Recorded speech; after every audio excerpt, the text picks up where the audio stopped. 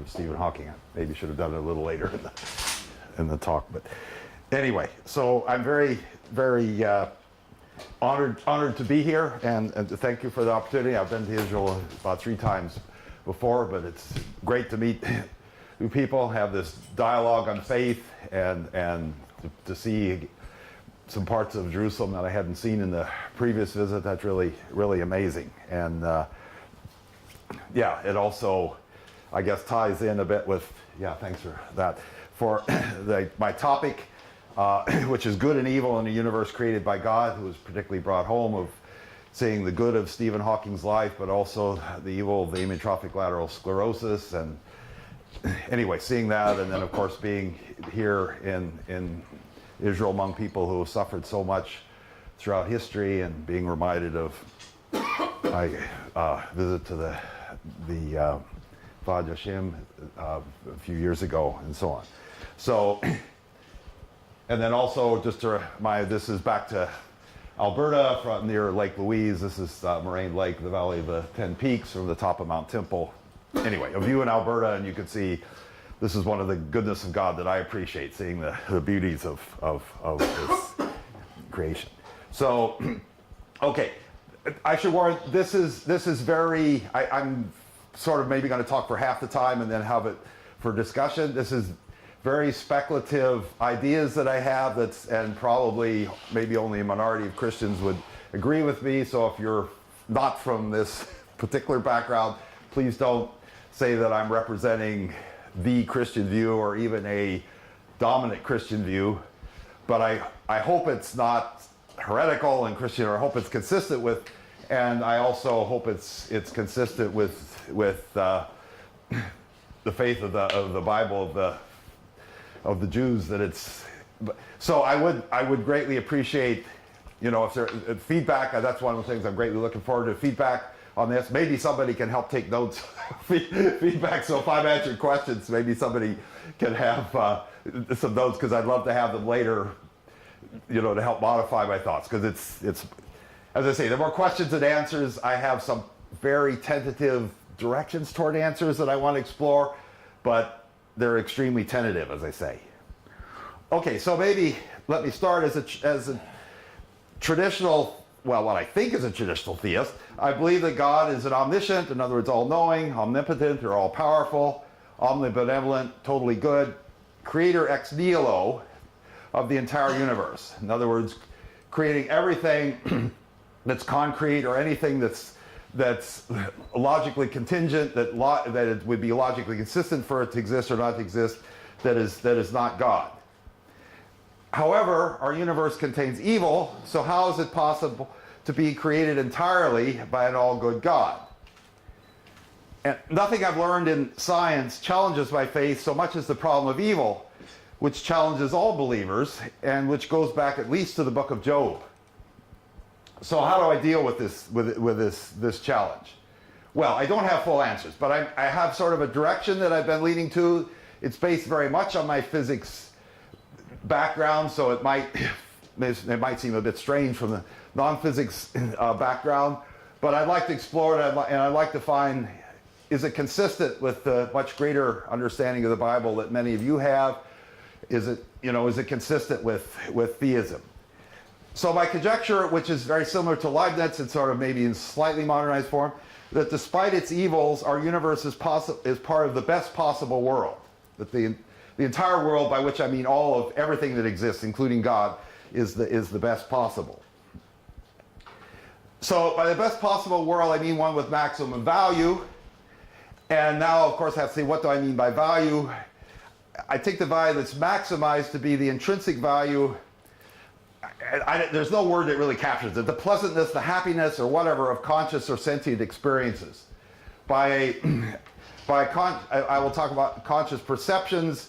I'll think of conscious perceptions, all that one's aware of at once. I also may call it a sentient experience. And at least I, for one, think that there are certain experiences that I have that are happy, and certain ones that are sad. There can be a mixture, but I'm sort of taking the view that there can be different levels of happiness in this. So like this morning, I'm extremely happy to be here. I'm extremely happy to have the discussion with you. Of course, I also am aware of the sadness of Stephen Hawking's passing. But I am, extremely happy. Well, and I get a physics high, as my wife says, whenever I talk to, so that maybe adds to that. So conscious experiences of happiness, pleasure, joy, contentment, and satisfaction would have positive value. Conscious experiences of unhappiness, pain, agony, discontentment, and dissatisfaction would have negative value. And I'm sure I've by no means covered all the adjectives that you can for this.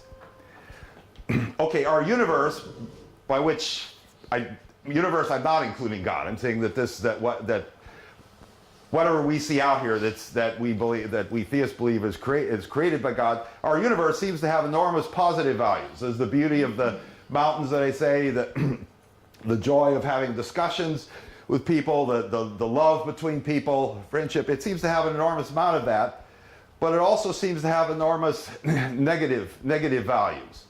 And I think the Holocaust is probably one of the things within our most recent history that's one of the most terrible things that's happened. But there's even other things that are reminding of the illness that Stephen Hawking had and others. May I just Yes. When you say the universe, what do you mean? Well, I mean in some sense, us and stars and the galaxies and the planets. And I suppose I don't know that I'm going to go into the distinction here, but I tend to favor a view that our universe is a multiverse that has different parts with different effective constants. But you know the multiverse, Yeah. the universe as it seems from our viewpoint. Well, I suppose I'm conjecturing it as it is. I mean, I guess I'm conjecturing that there are real unpleasant experiences within it. So, I mean, I believe that, there's happipiness, and I'm mostly happy now, I'm very happy, but, a tinge of sadness about Stephen Hawking. But there's real suffering, that it's not, the suffering that the Jews went through in the Holocaust, it's not an imaginary suffering. It really is part of the universe. That's my conjecture, at least, and I hope it's plausible. I mean, when you said about one with maximum value, are you including free will in maximum value or not? Well, we could. Let me get to that. I guess I could lay my cards on the table and say that I'm among a minority that do not believe that we have libertarian free will. Now, we might, under the definition of Frank Tipler, that we could do it, that in principle we could do anything, at least of a wide variety, because I am sympathetic to the Everett view that there's all this branching of the wave function. There's many different things that we do, but in some sense I think the whole set, even if the many worlds is right, the whole set of all that we do is determined by God. Yes? I just wonder whether you think God has free will insofar as God can always add to his creation. And then you've got a slight problem of whether it's the best of all possible worlds, because God could always create another angel. So what sense do you use the word best? Or maybe you're going to explain this. Well, that does raise the question. I mean, in some sense, if God's nature, I'm postulating that God's nature is to create a universe that makes the whole world the best possible.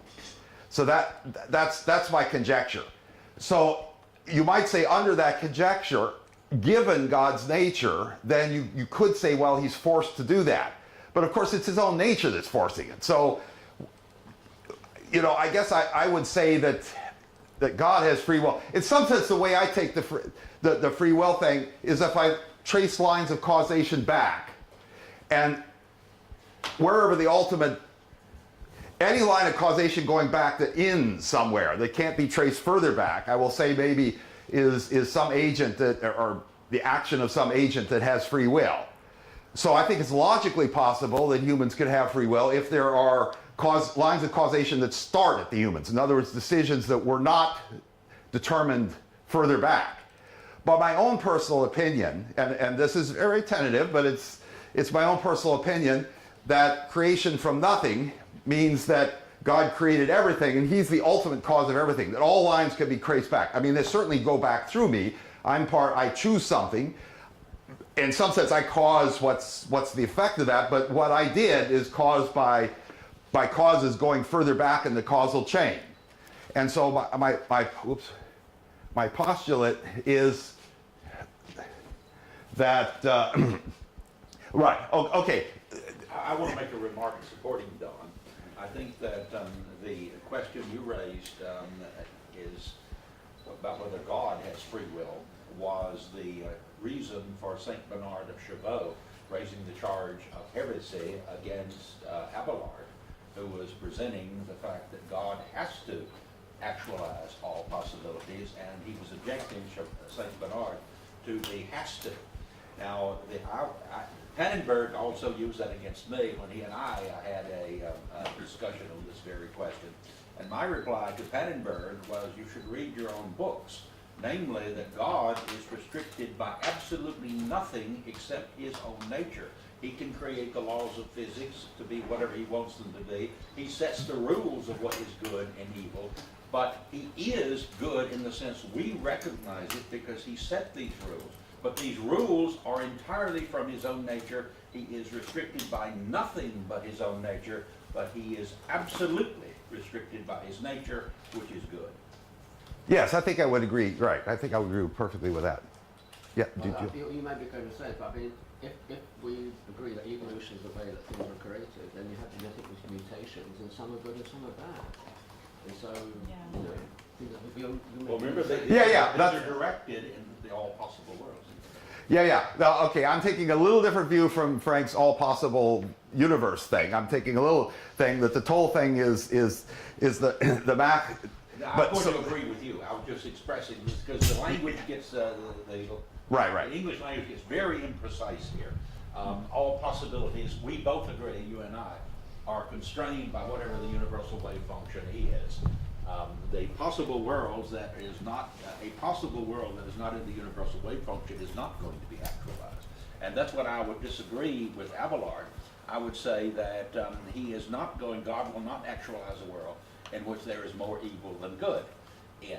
So I would claim that only the universes which have more good than evil would actually be actualized. And I think in the end, my approach in saying that is going to be identical to yours. Close, not quite identical. Let me let me let me explain it. To define how much is good, some numeric value of good versus evil. I'm going to let God define that. Yes. Yeah, so I think I am taking the view that there is that each conscious perception has some value. Now you might say, well, what's the scale? But I mean, relative to some scale, if you fix the scale, I am assuming that there is some absolute value to each conscious perception. Not that we know it. I couldn't say exact. I mean, I can say that I'm very happy and delighted to be here, but I couldn't put it myself on a scale. But I'm assuming that there is such a scale. But I would be careful using the word good in multilingual contexts, where sometimes I'm not sure if what is actually meant is a definition of good that is more synonymous with fair. Because not all of God's actions can be seen in a simplistic definition of the word good. Punishing a child is not seen as good, it is seen as fair. So it might be worth considering defining that word at the beginning. Well, that's what I'm trying to do. Of course, you're always stuck that you're defining things in terms of previous thing. So I'm trying to define it here in terms of, if I went to total good, it would be the total value of all conscious perceptions, the total value of that. And so if we discipline a child, the child may be unhappy for a time, but the hope is that because of his character being learned, he will be happier in the future, and also, of course, the people he treats will be happier in the future. Then it will increase I see a point of discipline. That is also a trouble. Sorry, you hit something that I think a lot about. There's a difference between having a happy life and having a productive and fulfilling life, where you can have someone that chooses to live for the joys of the skin and is happy and blissful, perhaps due to drugs, every day of their life, and you can have someone that is truly satisfied but may not define their life as a happy one. Mother Teresa, I would say, was someone who didn't live the happiest of days but lived the most fulfilling of days. Let me use bring up Aristotle's definition of Can I answer this first? Yeah. Okay. So, I'm totally in agreement with that, and I think for Mother Teresa, she was, and it seems like she had some in later life, as I understand it, I haven't read fully. some questions about, was God really there? Or maybe, you know, she felt that she was a bit in the, I don't know what's the right word, darkness. But she continued to live out her faith. And so what I would say is that she made a lot of other people happier than they would have been otherwise. And so it was a good life because of the extrinsic value, because it led to the value of others. And so that's what I'm saying. A fulfilling life, it could be a life of sacrifice. I mean, a life of sacrifice, I think, would reduce one's own personal happiness, but increase the happiness of others even more. And that's what I think. Well, it's one of the reasons that I say that we in the well-off world or the Western world should give more to third world countries, because even though that might decrease our happiness a bit, if I don't have money to spend it on something, but it will increase the happiness of others much more. And so I think just from the pragmatic view of increasing the total happiness, we should often deny ourselves, even if that reduces our. Now, of course, much of the time, if we can see that the good it does, it really increases our happiness more. We're actually more happy if we give than if we keep to ourselves.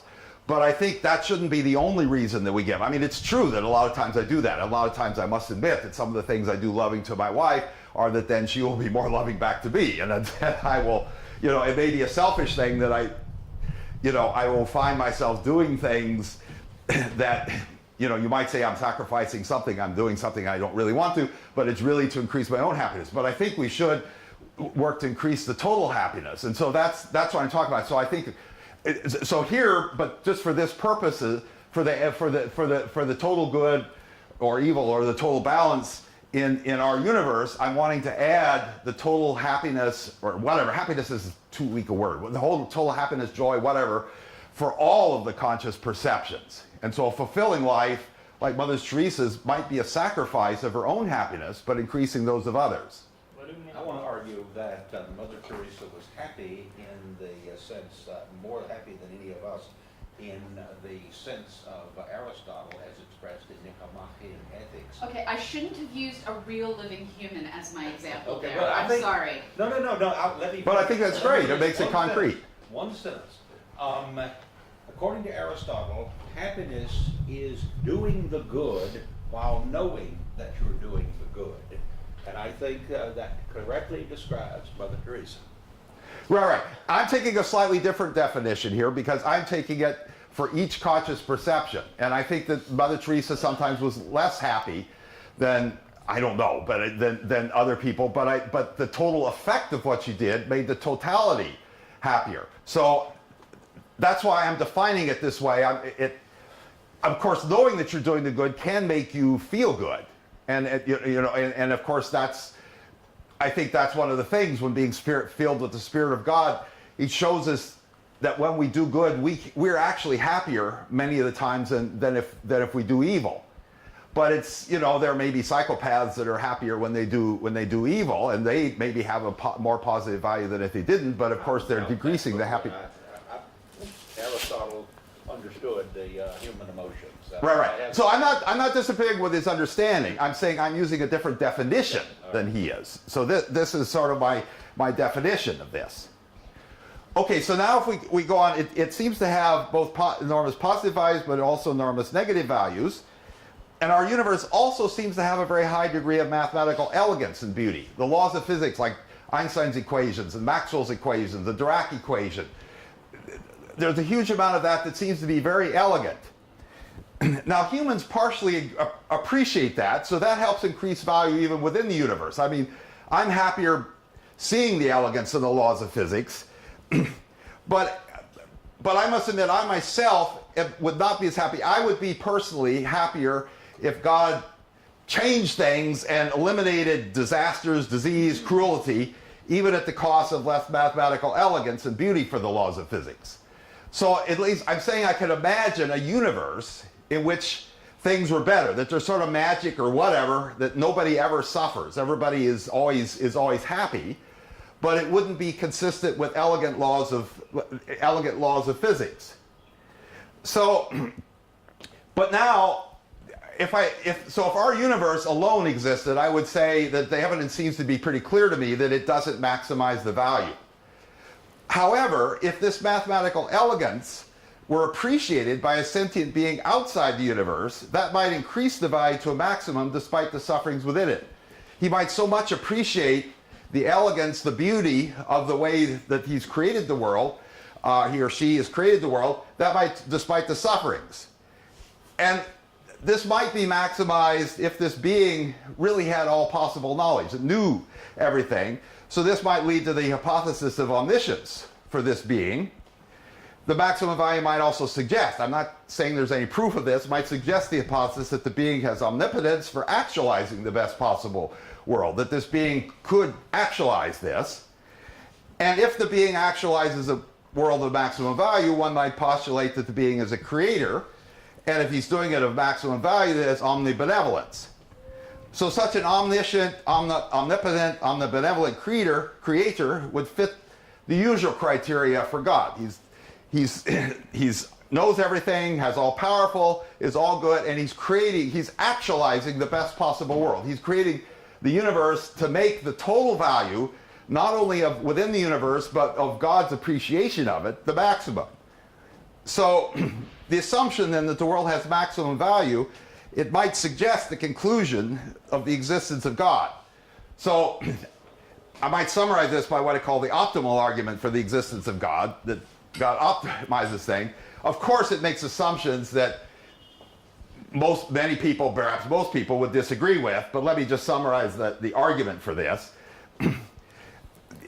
So I'm comparing maximizing value without God and with God.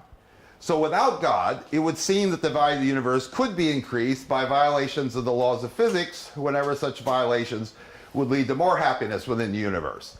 If a mutation leads to cancer, then you imagine that you just change the laws of physics and it undoes it. So you don't have this bad mutation. If you have some disease, you just change the laws of physics to do this. But what I'm postulating, and this of course is motivated by my physics background of seeing the elegance of the laws of physics, though I certainly admit that I don't see it near as much as I think God sees it. So I'm in the image of God, so I partially see it, but I think God may see it even more. So the idea there is that with God, these violations of these elegant laws of physics might decrease God's happiness so much that total value would be decreased. So that maybe he could increase our happiness by jumping in and curing us of all disease, but then his happiness would be decreased an even greater amount. That's sort of the postulate. I mean, it's very untraditional that this is the value. I mean, I'm going to object that it's untraditional because this is an updated version of one of Aquinas's arguments, the 5 ways. I think it's the 4th way, but it could be the 5th way. I mean, it's argument for the good of the universe. So what you're doing is analogous to what I was doing earlier, giving an updated version of the cosmological argument. You're giving an updated version based on physics of the morality argument. Very good. Yeah, okay, so maybe it is that the thing that is different is that I'm postulating that the value within the universe itself, in other words, all the conscious perceptions within the universe itself do not maximize value. But when you include God's conscious perceptions, when you include his appreciation, it does. So in other words, the total is what's best. So perhaps the actual world does maximize total value despite suffering that's a consequence of elegant laws. And God may indeed grieve. I think God does suffer. He may grieve over unpleasant consequences of laws of physics, and he might even directly experience all of them himself. And I take this as symbolized by the terrible suffering he experienced in the crucifixion. But there may be this inevitable trade-off that God takes into account in maximizing total value. So if God really does maximize total value, if that really does make the total happiness of all conscious beings, including himself, the best, then I would say he's doing what's best. We might, let's see, this is that, I forgot what it is. Yes, good point there. Let me ask you, what do you think is God's maximum value? Because I think God has to deal with incommensurate goods. And this is where we get a real problem with calculus. So what do you think is the maximum good? Well, I don't know, of course, but I am postulating partly because I see his creation does seem to have this enormous elegance in the laws of physics, that's one very high good. I do also think that he desires to have conscious beings that can also experience happiness and experience relationships with him. And so I think that's another part of the value, and part of showing these humans that he's created, showing himself in human form by the incarnation, and then suffering on the cross, the crucifixion, and the resurrection. I think that's also part of his value. So that's one of the reasons, just because I guess I personally maybe disagree a little bit with Frank. I think it's a little bit implausible in my mind, I may be wrong, that God could have used exactly the same laws of evolution, but just changed the initial state in the right way to produce the crucifixion and resurrection. I mean, I'm not saying I know that that's impossible, but I just think it might, in my view, it's a little more plausible to say that God really did change the laws of physics in such cases. So I do think he has different values, but I am assuming that in some sense you can put a value, that they're not incommensurate. Because if they're incommensurate, then you wouldn't, if you say, well, if I do this, it'll lower this, but raise this, but if I have no scale, you can't tell what's best. And in some sense, I think I'm postulating that there's an absolute scale, and God knows what this absolute scale is. So he really can compare apples and oranges. He really can compare the different things and choose what's best. How would you regard the time element? Meaning, take the Holocaust. So, over time, at the period of time of the Holocaust, it was a terrible thing. Right. Would you say that, for example, we should think that God decides that the time is not the issue? He sees it as one unit of happening, as a point of singularity, let's say. So that maybe there is a net gain from such a horrible thing. So it also makes him happy in a sense. Yeah, so that, because he doesn't get the temporal. Right. So I'm thinking, I'm thinking about the whole universe. I mean, the whole history, the whole time, all of time, and all of God. So I think it could be a part of that. Now, it's maybe hard for me to see personally how this universe. Of course, there are plenty of good things that come out of bad things. That good can come out of evil, and so, without denying the horrible evil of the Holocaust, I will agree that there are many good things that have come. Pardon? That emerged. Yeah, that emerged from it. What I'm a little more skeptical of is that within this universe, that made it better than an alternative universe in which the Holocaust never happened. Maybe God did arrange it so it's really actually better within our universe than it would have been, but I personally a little bit skeptical of that. I somehow think our universe would have been better by itself, without considering God's thoughts about it, if it didn't have the Holocaust. But so I'm sort of postulating that, okay, that would, in some sense, God would have to do magic, and that may be something that he's loath to do. That's, maybe I'm wrong. This comes from very much my physics background and seeing the elegance in the laws of physics. I'm sure you know the traditional theological position of this, namely that we have the free will to commit evil. When we do this evil, which God would prefer that we not do, he then moves to see, insofar as it's possible, good coming out of this evil which we do. Yeah, so in some sense, I am taking what is it? But could he not have acted ahead of time, again, with foreknowledge, to simply avoid these possibilities? We say that he's working to maximize the good out of it. It seems like he could maximize the good before these events ever occurred.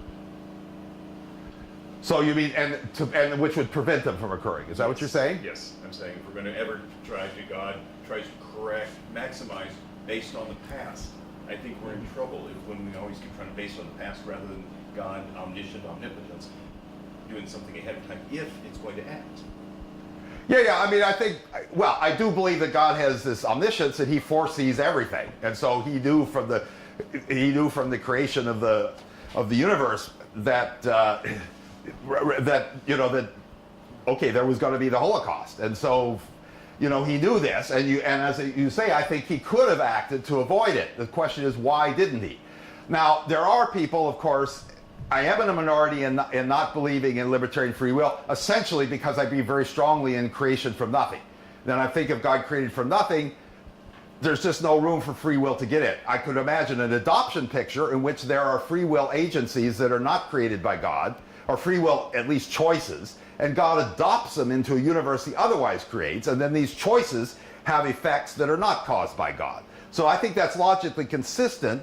I just view that as more complicated. And it strikes me a little bit as going the way toward polytheism. If I have more than one cause, if I have all these multiple causes of these free will choices by creatures that aren't God, I don't know. So it's just, I am taking a very strong view of creatio ex nihilo, which in my view means that God really creates and determines everything, everything other than himself, and also of course just logical truths of mathematics or some Platonic, abstract Platonic world that can't be changed, I think. Okay, well let me just give this a sort of a form of this argument, but you will see it makes assumptions that probably many of you would question. So I'm saying that the world is this, assumption one. The world is described with a simple hypothesis that it is the best, maximizing the conscious pleasure or pleasantness within us. Now the world here, of course, means everything. So this, if God exists, God's part of the world. If God doesn't exist, then there is no God in it. Now I'm making, to simplify it, assuming that there's two possibilities. And, okay, you know, you might well deny this. I'm saying it's most plausible either A, our universe exists in isolation, or B, our universe is created by God, whose nature determines how his pleasure is affected by the universe. Then 3, our universe, that is by itself, just the conscious perceptions within the universe, could have had more pleasure, more happiness, more joy, all the words to give positive value. Then 4, if God exists, it is possible that the total pleasure of the world, including both that within our universe and within God, is maximized, subject to the constraint of his nature. That his nature is such that he appreciates this elegance. So then from these assumptions, which, you know, I mean, maybe only a small fraction of people would accept, but from these assumptions, I argued, point 5, if our universe exists in isolation, then 3 imply, let's see, I guess I should use where did the laser pointer go? Okay, so if, in 5, if the universe exists in isolation, then this assumption, that our universe could have had more pleasure, means that it could have been higher. The value of the universe could have been better, and that contradicts 1. So it's saying that it maximizes it. So therefore, 1 and 3 implies that option A is false, because if our universe exists in isolation, that contradicts the combination of this and this. So then 2, assuming this, that the other option is this, and 4, that it's possible, if God exists, that the total pleasure is maximized, implies that it's most plausible that God exists and created our universe. So, okay, so that's my own sort of argument for the existence of God, though I will readily admit, I don't personally think that the assumptions of any of the arguments for God are universally agreed upon by humans. It's not, I don't think any of the arguments can really convince all humans, because many of the assumptions are not accepted. Different arguments make different assumptions, and of course there may be different classes of humans that accept it, and the arguments can be useful, because if people will accept certain assumptions, they'll accept the conclusion. I don't really know how many people would accept these assumptions that wouldn't have accepted some other assumptions that lead to the existence of God, but I'm saying at least it's one form of an argument. Yes? I want to go back for a second to the elegant theory Okay. and the practice. E equals mc squared is one of the most elegant, most beautiful thing. And right. When we say let there be light, we say it. Right. However, there was nuclear weapons that can destroy the whole world. Nietzsche is a beautiful, beautiful description of Superman that has the strong will, and he is really changing the world. Right. And there is Mein Kampf that is similar ideas. Karl Marx, Das Kapital, is a beautiful book, very attractive, very elegant. It was pleasure to whoever reads it. Right. We didn't know in the past. Now we know what misery and dictatorship it caused. Right. So, how about beautiful theories cause tremendous pleasure? And you can say that they're enjoyable by people, enjoyable by God, and then the results, some terrible results come out of them. how would you weigh the elegance of the equations, the elegance of the theory, the elegance of the supposition versus the results that came out? Yeah, I don't know. I'm postulating. See, it's because the problem of evil has bothered me so much. I'm trying to say, how can I come to terms with this and believe that God is all good? So I'm saying this seems to be a way, if I postulate that God really does have an enormous appreciation for this elegance. So then the elegant theories could cover for the evil or the temporary evil that was caused by... Yeah, that's the idea. It's of course the theories by themselves are abstract and they don't have any conscious perceptions. So I really, of course, mean the appreciation that God has for it. So it's not just that the elegant thing exists in abstraction, it's that the God appreciates that, well, and he appreciates that he created the world with this. It's not just some theory he could have created the world, and oh, that's a beautiful theory, but I won't use it. I'm so postulating that if God actually does create the universe in an elegant way, he gets much more appreciation than if he just thought I could have created it that way. Okay, I mean, this, as I say, this may be wrong. You know, a common view, at least among Christians I know, is that they'll say that God values free will, and that's the thing that, that free will is the thing that he values, and he values that so much. Okay, it just seems like free will makes the world more complicated because then you don't have the single causation, and also I don't know. I don't really see that much value for my having free will. I mean, So let's step back. Some of your underlying premises seem to be that the ultimate goal is to maximize pleasure and goodness. And at least in the view I've always had, we exist to worship God. And while that may bring some people pleasure and that may bring someone happiness, that is not the ultimate goal. If you look at the book of Job, you have someone that went through these terrible tribulations to show that he would not lose his faith. And if the goal of life is to prepare us for a future life, then we need to have trials and tribulations. We are no longer in the Garden of Eden. And by starting from a premise that the ultimate goal is pleasure and goodness, I don't think that bears reality to the universe that we're in. I think that might bear reality to a next experience, but in this one, it is more about the struggle and the journey and the learning and the finding God in the fabric of the universe and worship. And if it was about pleasure, we wouldn't have all the rules we have. Lobster is a fabulous thing, but it was cut off from day zero. And so I challenge you to consider, is happiness and pleasure really a goal, or is worship and finding a relationship a goal? well, I would say, okay, on worship, you might say, well, if God wants us to worship, maybe he appreciates the worship. He wants us because it'll make him more happy. Now, this does raise something that I'm curious to know about. I think I asked Rabbi Rappaport a little bit yesterday. But let's take the thing of worship. When God calls us to worship him, is that so that the worship will increase his happiness? Or could it even be that it's better for us if we worship? We might think, well, we have the sacrifice, we've got to go to the church or the synagogue or the temple or something, and it's a sacrifice to do this. Or the relationship.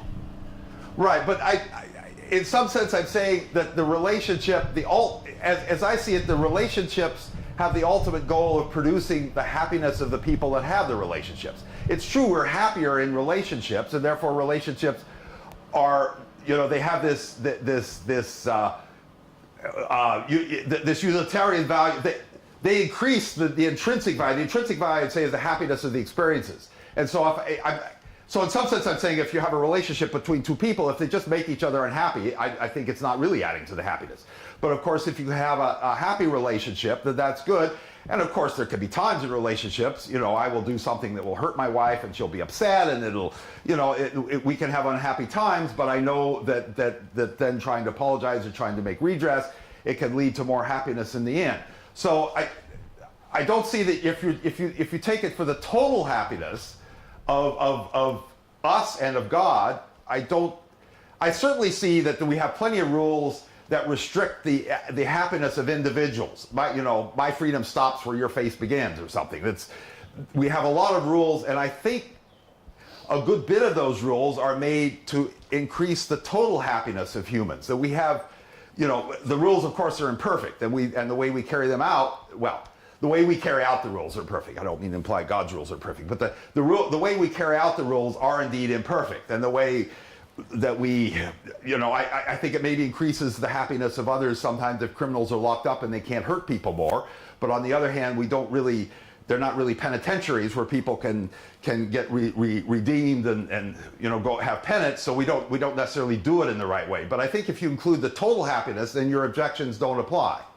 So I would start from the premise that the average state of humanity is not happy. That life is about struggle and existence. Relationships are not on average happy, they are on average existing.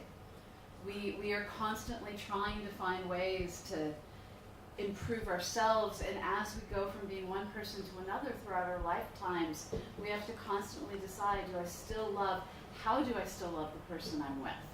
Everything is about choice and struggle and trying to increase who we are towards an ultimate and unattainable goal of perfection. And we rely on God to help us get to that goal.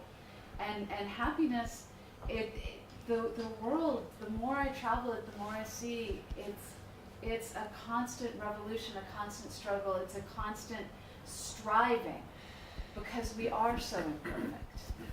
And this is the glory of free will, is we have the choice to continue to struggle.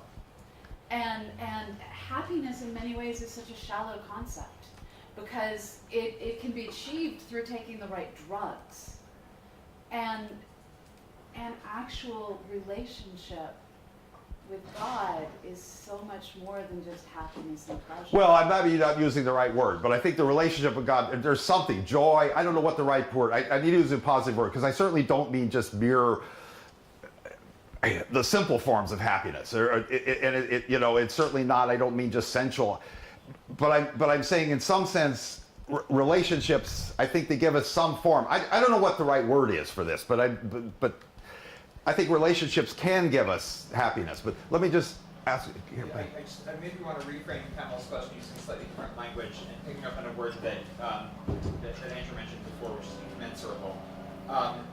But by putting all of these pleasures and or conscious states on one spectrum, I think it's obscures important differences that may lead to them. They're having different values or different measures of value that are really incommensurable. They're really not something that you can put on the same spectrum. So just as a non-physicist, I grew up in a house, my father was a physicist and tried to convince me for many years of the beauty of and elegance of the laws of nature. Right. I am much more biologically oriented and still find physics to be more confusing than elegant.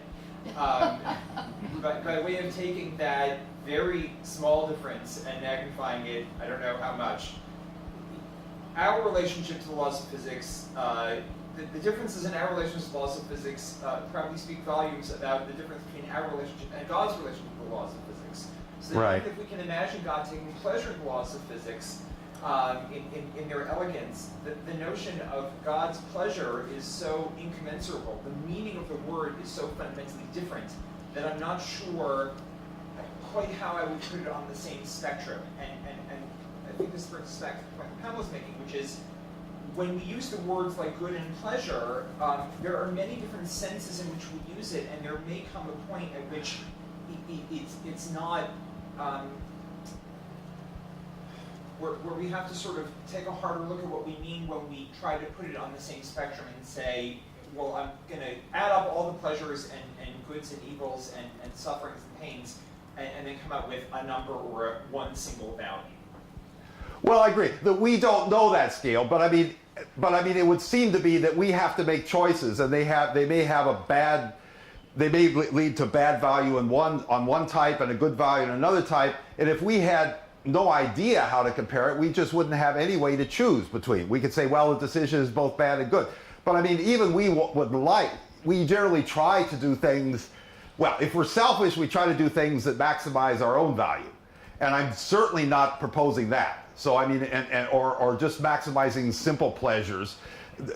But I think the fact that we do, if you say it's incommensurate, then it seems like it makes no sense of trying to actually make a decision in this world, because it seems like we must view that there's some way to do some comparison, even though it's fault, even though we don't know the best thing, we try to do something to, in some sense, maximize whatever value we have control over. So I don't, saying it's incommensurate, I think, just would lead to sort of breakdown to any morality or anything that you might want to do. In other words, the importance of having a number is that it enables us to make decisions, not necessarily that it enables us to make sense of things. Yeah, I mean, you may not know. Okay, you may not know the reason why you should scale it this way, but I'm assuming that there is some absolute scale, and I'm also assuming that God knows that, and He does what's best given this absolute scale. Yeah. I would like to add one component to your equation. I think it will make it much more plausible. Kahneman and Tversky showed that there are two ways to measure pleasure or displeasure or suffering. Okay. He asked people that underwent dental treatment or surgery to mark every 5 minutes, is it terrible, not terrible, from a scale of 0 to 10. Right. And then afterwards, he asked them, please tell me how it was altogether. And it's a famous thing that he showed, a famous theory that he proved that people did not, the length of the time that they suffered versus the time that they had the pleasure is immaterial. People take the most pleasurable experience and the beginner and the initial step, and they average it out. So if the end was wonderful, then you'll tell yourself after your memory will be pleasant. How come mothers have more children after the first childbirth? It is right. Suffering, right? Because the end, the pleasure of the end covers for everything in our experience, not in our ideology. That's how we experience it. We really experience the end after the story. We see the story seems much different than while it happened. Now, if you think that this is, I really now understand what you are trying to say, that man is built in God's image. Right. So if I say that God just sees the end, and the pleasure is what the pleasure is past the bookend, past the story. This is the experience. This is the pleasure. So then I think we really can. Don't know if we can know what God thinks, but we have an empathy. We can understand that all is well that ends well. This idea, or the results, the good results cover for the bad, or the bad relationship, or the struggle that ended with a good experience. Maybe this is really pleasure, and the suffering in the middle, is part of the. You may ignore it, or you may give lower weight to that, because the main thing is how you see it in retrospect. And your decision afterwards, whether to have another child, whether to have another dental treatment, whether to have another surgery, depends on the experience, on the end experience, not on the experience during the event. Yeah, I think that brings up the good point that you have to consider the end.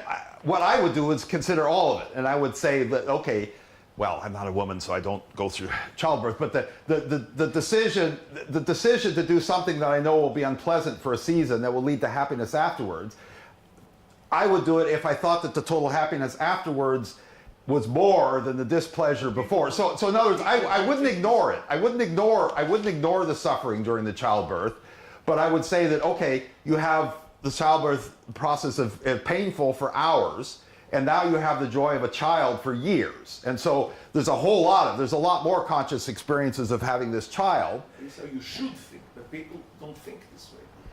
If a child had a terrible I know dental treatment, and he got a candy at the end from the doctor, he will see the whole procedure. In his memory, in his perception, it'll be a happy experience. Okay, so what I'm saying is that he has a whole sequence of conscious perceptions. Well, one of them in the middle that's negative, and then he's got one at the end that's positive. And so I can say, of course, if you sample somebody's experience at different times, you're going to have different values.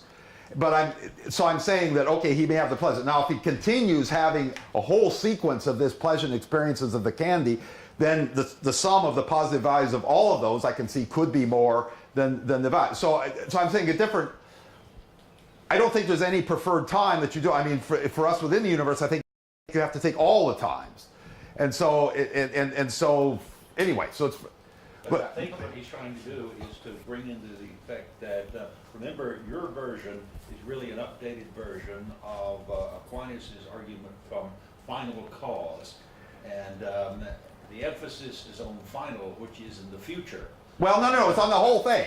It's on the whole thing. It's not just the future. I know what you think. What I'm saying is what Aquinas is arguing version of you. Right, and okay. He's emphasizing the future on this. Right. And that was the rabbi's comment that it's the final, it's the end stage, the final thing of the whole thing that makes the It fruitful is labor. retained in our consciousness. There is no doubt about it. Right. We are not. Kahneman shows that we are not rational. You have the rational solution, but Kahneman proves we are not rational. Right. The So fact that we only see the end. yeah. I'm just postulating that God takes the rational view, and God chooses. Remember, there's a huge amount of future left in this particular universe. So the point will be that the real good is yet to be seen by anybody because it will be experienced in the future. Or also, I would say, from the multiverse side, that it's, and also one book I read on the out and coming here that was recommended to me is Hugh Hudson's Metaphysics of Hyperspace, and I think he's along your side, but he actually goes on to say that he doesn't believe that we can, as bound finite creatures trapped within this universe, can ever rightly make a quantitative judgment on the beauty side. That we might have some idea, we can have some empathy for it, but we really can't add a plus or minus side up to it and come up with some numeric value from God's point. Yeah, I agree that we can't. I'm postulating, and of course I can't prove this, that God does. That God can, does, and actually chooses what's best overall. Yeah. I had to ask you how many bags of popcorn is your relationship with your wife worth? Because it's absurd to try to put these goods together in numerical scales.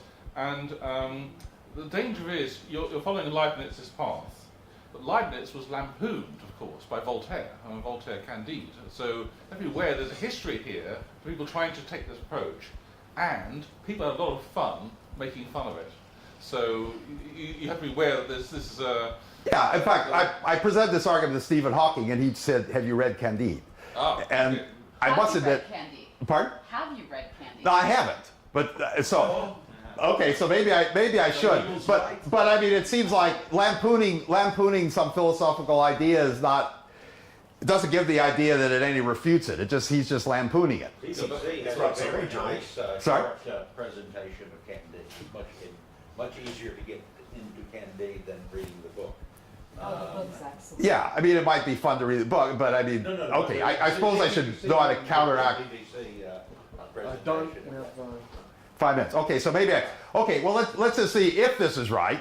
That possible consequences of theology, that evil may be unwanted consequence of maximizing value. Elegant laws of nature that God greatly appreciates may have as unintended but inevitable consequences foreseen by God, not unforeseen, evils of diseases, natural disasters, human sins, etc.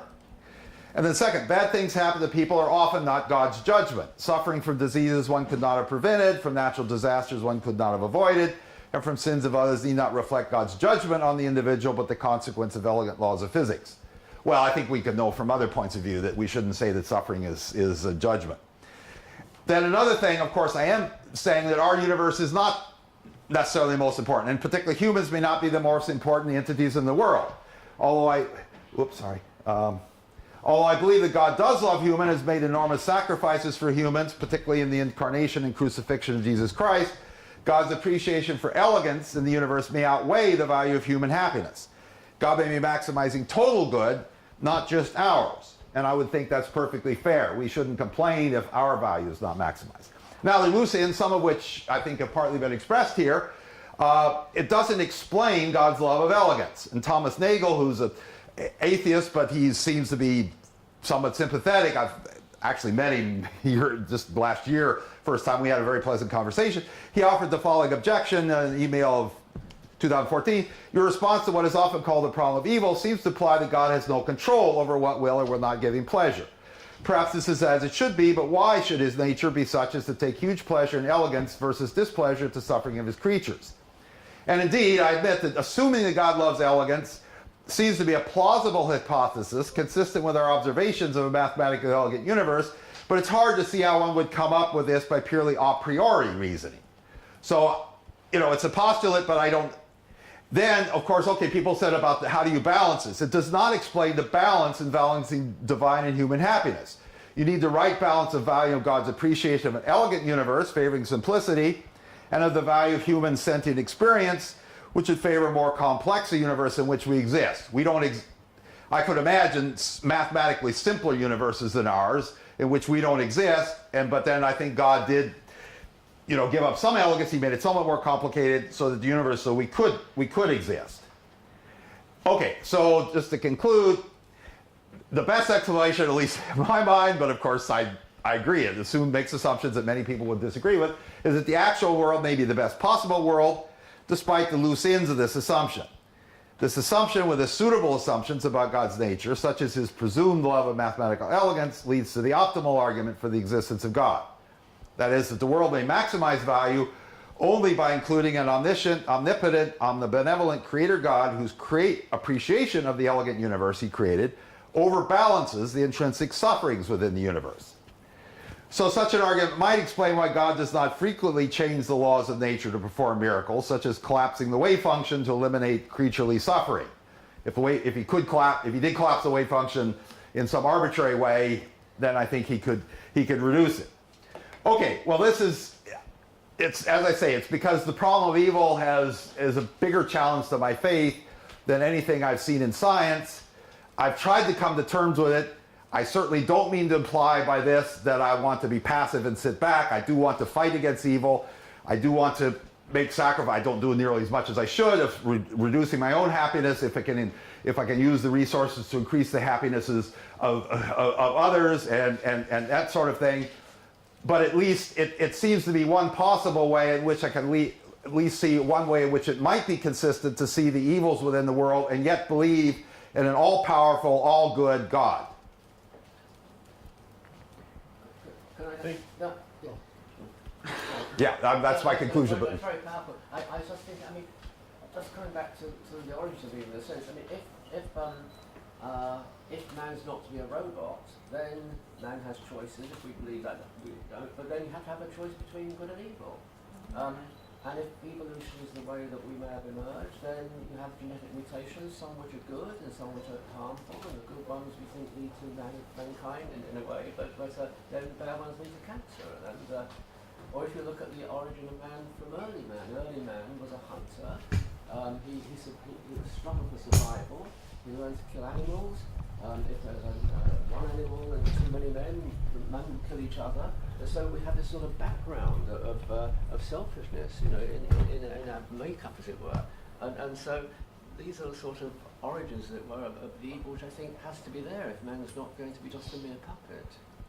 Yeah, well, I think what I'm saying, like the mutations, if God just said, I'm going to go in and interfere with the laws of physics, well, and I should emphasize that the laws of physics, I believe, are something he chose.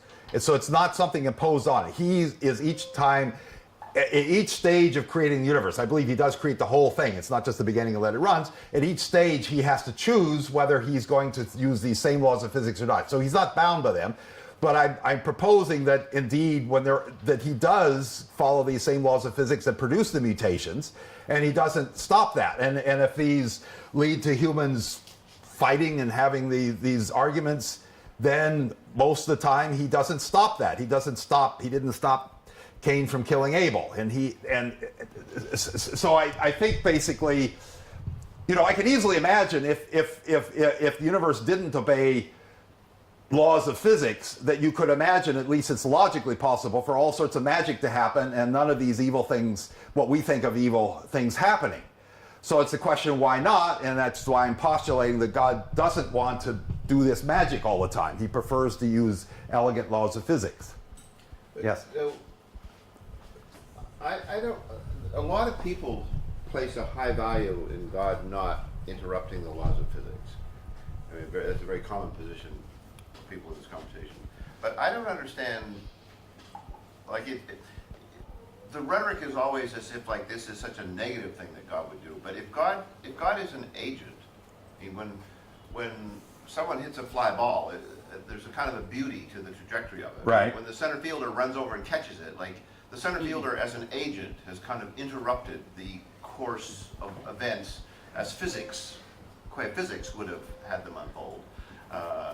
He's governed by physics too. So I mean, if you mean as the ball would go, if there weren't a person and if there weren't Earth, and they would just keep going. Yes, right. But there's some sort of an agency there that maybe is not entirely reducible to the laws of physics.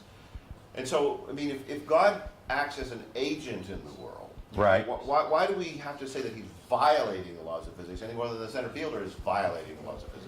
Yeah, well, I agree. Okay, that's probably, violating is perhaps a nice word because it's just doing something different from his choice. Well, I think what I'm saying is, in sense by observation, we don't see him doing that much. We don't have any clear evidence.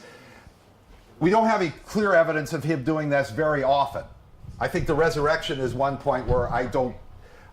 Frank thinks that even that doesn't change the things. I'm a bit skeptical of that, so I think that's a place where he did change it. And there may be other miracles. I don't know which ones. The resurrection is maybe the one that's strongest. So it's partly the fact that we just don't see this happening. So maybe there. I agree with you. There's probably no a priori reason why we should say God couldn't just act independently and do things. I strongly disagree with that. Pardon? I gave with one of my readings Pannenberg's The Concept of Miracle, in which Pannenberg, who has a very good insight into Christian history, gave a detailed discussion of why in the Christian tradition God never violates the laws of physics in his entire interaction with the world. C.S. Lewis also wrote a book basically arguing the same thing. So if you want an argument why in the Christian tradition they do not involve, miracles do not involve the violation of laws of physics, the full details you can find there. But you can contrast the Christian tradition, and I think also the Jewish tradition, on the one hand with the Muslim tradition on the other, in which they fully accept the idea that God routinely changes the laws from moment to moment, that in fact the universe is changed from moment to moment with different laws of physics. So in the fundamental sense, in Islamic theology, there are no laws of physics. Now, remember, we use one word for physical law, we'll notice that word law, and also moral law is the same word. Right. So the full implications are drawn out by this in Islam. When you do not have physical law as fixed and permanent, you will no longer have fixed and permanent moral law. Now, in one of the hadith, yes? We need to pick up for the next section, and we're veering off to Islam. No. I'm just talking about the answer to the basic question. I mean, But maybe we should go to the next question. One question I'd like to ask. I have never, to be honest, heard what I've considered a satisfactory answer when it is argued that to not be robots, we need to be faced with the possibility of choice, and that will bring about evil. I imagine myself, all of us, in a thought experiment that we are all talking to each other about that in the afterlife. And we are not sinning, we are not doing evil. But now let's have someone say, we're not robots. So look at Descartes' idea of the origins of sin, where sin, beyond the I'm going to rape someone choice to purposefully be evil, which I can't explain, but the day-to-day non-understanding the full consequences of our actions is also an origins of sin. And this idea that without complete understanding, we can't fully recognize when we're going to do harm. in the afterlife, that understanding level will change. Right, so we could start with that understanding too. But Could then we not? we wouldn't have the journey. But I'm saying it still doesn't seem like, it seems like that is a possibility. Yeah, we That maybe. necessity. I was just saying that necessity. Quick response, the Garden of Eden, because you may eat of any of the trees in the garden. There's freedom, Yeah. except that one. Yeah. You see, it's not just between good and evil, sorry, it's between good and good. In fact, the good and good choice are much bigger. If we take that as a literal event rather than as figurative. Learn the lesson. That's what it doesn't matter. Figurative from an Learn the evolutionary lesson. process. The lesson is between good and good. That's how big. That's most of our choice between good and good. Mhm. Good is the enemy of best. The good is not one thing. Yeah. Yeah. I'm saying Yeah, so ideally, I can realize- I can see God creating beings in an unfallen state without necessity of facing evil. So, for those of you that believe that free will is the sort of ultimate good, and that's why God, or a very high good, then I don't mind to, distribute. It's just I find that too complicated to believe. I can't find that plausible that we have libertarian free will. But, I don't in any sense want to upset the faith of you do. My wife believes in free will. She thinks my arguments are nonsense. So, I sympathize, and I don't mean to upset. If you don't, I'm trying to point out something that maybe would apply even to those of us who think that it's all determined. And I do it largely, not from physics point of view, but largely just because of believing that God totally creates everything from nothing. And that, as I see it, that leaves no room for libertarian free will. So therefore, I have to come up with a different thing. So anyway, I appreciate your listening, and we'll appreciate any further discussion. Thank you. very much. Thank you so much. Okay. Thanks for. Okay.